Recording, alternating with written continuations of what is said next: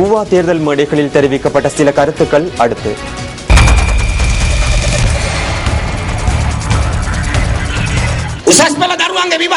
உயர்தர பரீட்சை ஆரம்பமாகியுள்ளது. அவர்களுக்கு இடையூறு விளைவிக்கும் வகையில் வாகன பேரணிகளை நடத்த வேண்டாம் என கேட்டுக் கொள்ளப்பட்டது. பட்டாசு கொளுத்த வேண்டாம் என தெரிவிக்கப்பட்டது. கூச்சலிட வேண்டாம் எனவும் கூறப்பட்டது. ஊவா மாகாண சபை தேர்தல் நடவடிக்கைகள் எவ்வாறு ஆரம்பிக்கப்பட்டுள்ளன? அன்றைய நாளில் 18 வாகன பேரணிகள் இடம்பெற்றன. போலீசாரின் பாதுகாப்புக்கு மத்தியில் தான் இந்த பேரணிகள் முன்னெடுக்கப்பட்டன. நாட்டில் சட்டம் கடைபிடிக்கப்படுவதில்லை சிந்திக்குமாறு கூறிவிட்டு அவர்களின் செயற்பாட்டை முன்னெடுத்து செல்வதனை அவதானியுங்கள்.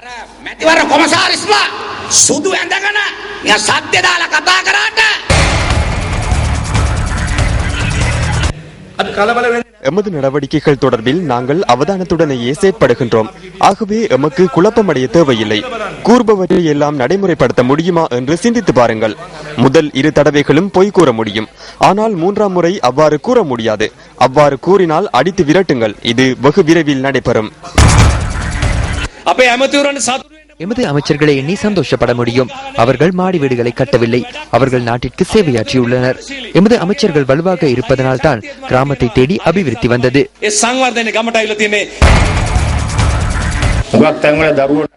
பெரும்பாலான பகுதிகளில் பிள்ளைகளுக்கு உணவளித்துவிட்டு பெற்றோர்கள் பட்டினியில் கிடக்கின்றனர். இந்த நிலைக்கு எமது நாடு தள்ளப்பட்டுள்ளது. மக்களின் பிரச்சினைகளுக்கு அரசியல்வாதிகள் தீர்வை பெற்றுக் கொடுக்கவில்லை. அவர்கள் தேர்தல் காலங்களிலேயே உங்களுக்கு வாக்குறுதிகளை வழங்குகின்றனர்.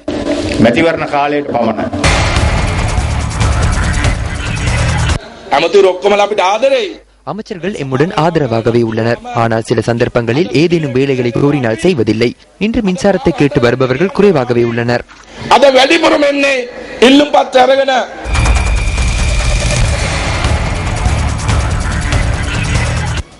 அடுத்து சக்தியின் தேடல்.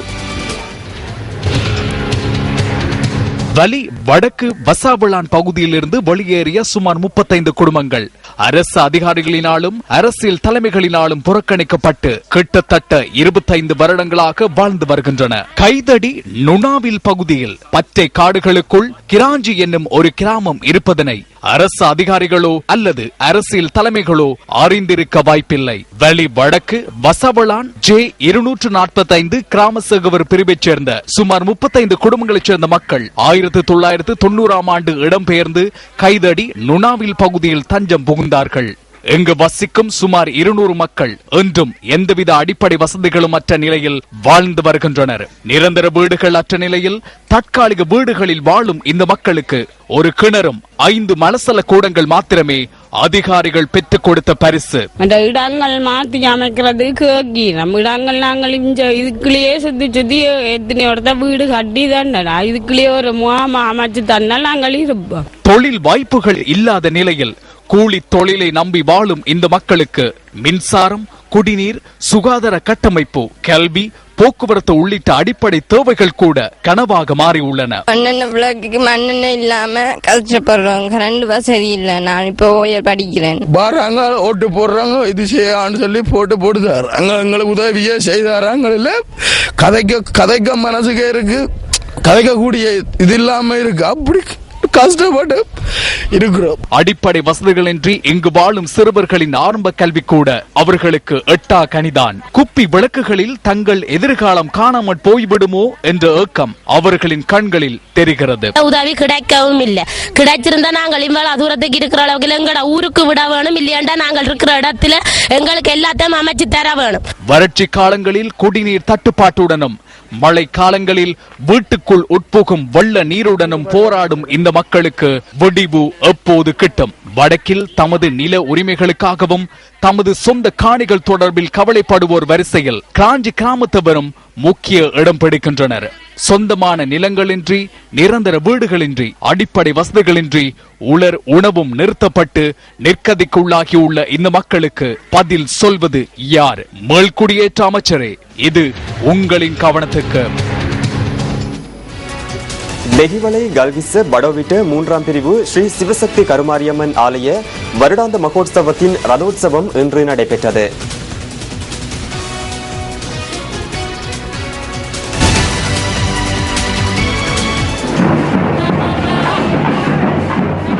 கடந்த 1ஆம் திகதி கொடியேற்றத்துடன் ஆரம்பமான ஸ்ரீ சிவசக்தி கருமாரியம்மன் ஆலயத்தின் வருடாந்த மகோற்சவத்தின் பால்குட பவனி நேற்று நடைபெற்றது.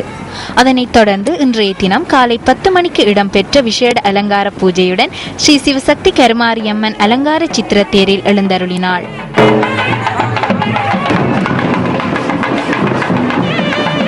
மங்களநாதஸ்வர மேள வாத்தியங்கள் முழங்க கரகம் காவடி ஆட்டங்களுடன் படோவிட்ட ஸ்ரீ சிவசக்தி கருமாரியம்மன் ஆலயத்தில் இருந்து சித்திரத்தேர் நகர்ந்தது.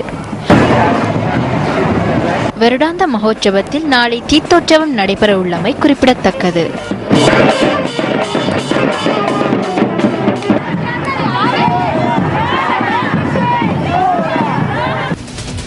பாணந்துறை அருள்மிகு ஸ்ரீ கந்தசுவாமி திருக்கோயிலின் வருடாந்த மகோத்சவத்தில் இன்று தேர் திருவிழா நடைபெற்றது. பாணந்துறை அருள்மிகு ஸ்ரீ கந்தசுவாமி திருக்கோயிலின் வருடாந்த மகோற்சவம் கடந்த 1ஆம் திகதி கொடியேற்றத்துடன் ஆரம்பமானது. தொடர்ந்து 10 தினங்கள் நடைபெறும் மகோற்சவ பெருவிழாவின் 8ஆம் நாளான நேற்று மாலை சப்பர திருவிழா இடம்பெற்றதுடன் 9ஆம் நாளான இன்று தேர் திருவிழா இடம்பெற்றது. இன்று காலை இடம்பெற்ற விசேட பூஜை வழிபாடுகளை தொடர்ந்து பக்தர்கள் புடைசூழ முருகப்பெருமான் சித்திர தேரில் ஆரோகணிக்கப்பட்டதை அடுத்து ரதோற்சவம் ஆரம்பமாகியது. வீதிகளில் பக்தர்கள் தேங்காய்களை உடைத்து தமது நேர்த்திக் கடன்களை செலுத்தினர். பாணந்துறை அருள்மிகு ஸ்ரீ கந்தசுவாமி ஆலயத்தின் வருடாந்த மகோற்சவத்தின் தீர்த்தோற்சவம் நாளை நடைபெற உள்ளமை குறிப்பிடத்தக்கது. இனி விளையாட்டுச் செய்தி. பாகிஸ்தானுக்கு எதிரான முதலாவது டெஸ்ட் கிரிக்கெட் போட்டியில் இலங்கை அணி வீரர் குமார் சங்கக்கார இன்று தனது 10வது இரட்டை சதத்தை பூர்த்தி செய்தார்.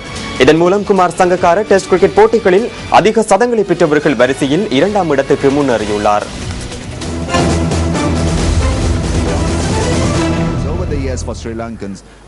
இதற்கு முன்னர் 9 இரட்டை சதங்களுடன் குமார் சங்கக்காரா பிரைன் லாராவுடன் அதிக இரட்டை சதங்களை பெற்றவர்கள் வரிசையில் சமநிலையில் இருந்தார்.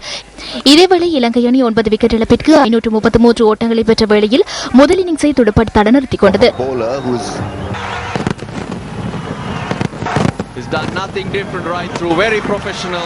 பாகிஸ்தான் அணி தமது முதல் இன்னிங்ஸில் சகல விக்கெட்டுகளையும் இழந்து 451 ஓட்டங்களை பெற்றது.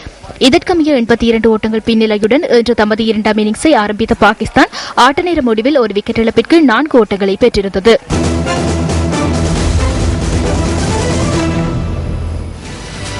தசாப்த விழா 2014 எனும் தொனிப்பொருளில் ஹேட்டனில் கலாசார நடன நிகழ்வு ஒன்று இன்று இடம்பெற்றது.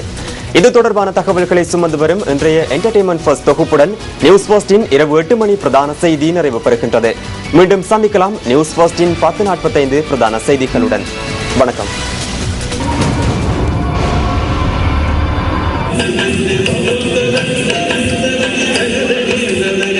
தசாப்த விழா 2014 எனும் தொனிப்பொருளின் கீழ் ஹட்டனில் இன்று பிற்பகல் இந்த நிகழ்வு நடைபெற்றது.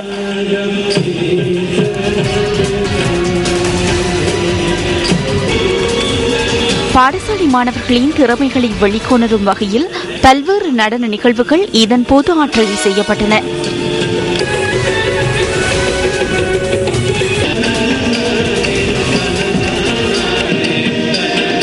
இந்த நிகழ்விற்கு உதவி இந்திய உயிர்ஸ்தானிகர் ஏ நடராஜா பிரதம அதிதியாக கலந்து சிறப்பித்தார்.